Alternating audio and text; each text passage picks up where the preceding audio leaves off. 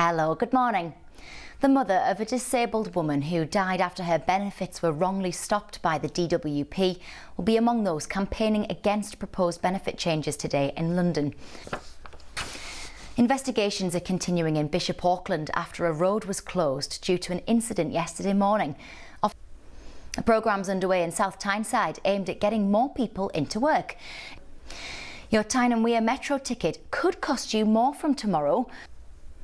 Schools in Sunderland are to receive investment for a mental health and wellbeing project.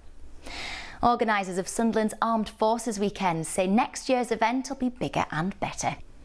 And both of the region's Lionesses were on the score sheet in England's final game before the start of the Euros. Plenty of sunshine around yesterday. Is there more on the cards today? Let's take a look at the weather. Here's Emma. Hello, good morning. 8 Labour MPs from our region have signed a new amendment trying to block the government's benefits reform ahead of a vote later. Police are investigating reports that 15 men attacked 2 people in Middlesbrough with knives and hammers. It alleged one of the main investors in a film studio in Sunderland has withdrawn, leaving local authorities seeking new backers. Ahead of a ban, people are being urged to hand in ninja swords to police. Pupils will return to a closed high school in Northumberland from September. Plans have been approved for a major refurbishment of the South Shields ferry landing. Plans have been submitted to revamp the Customs House in South Shields. And a homegrown Lioness says the England squad are embracing the pressure of returning to the Euros as reigning champions. Very best of luck to them. Well, lots of sunshine around yesterday. Is there more on the cards today? Let's take a look at the forecast with Ross. Have a good one. Hello, good morning. 8 Labour MPs from the North East and North Yorkshire rebelled last night to vote against the government's controversial welfare reforms. Visitors to the North York Moors National Park are warned to be aware of scammers using fake QR codes. A local councillor claims part of Redcar is becoming a car park for lazy, ignorant and selfish drivers. Dr Tristan Leroyd says the situation at Mask Beach.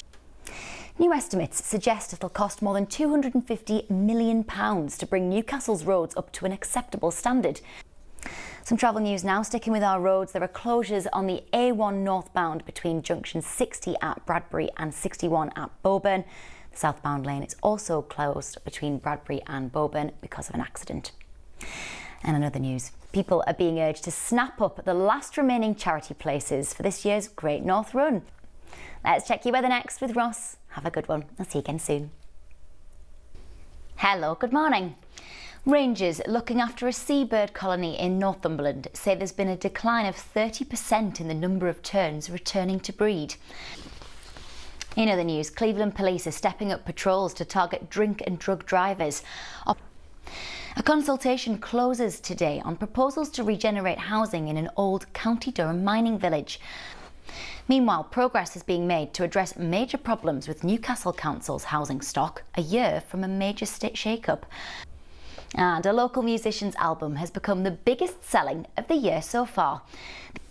Huge congratulations. Well, let's take a look at the weather next with Joe. You have a good one and I'll see you again soon.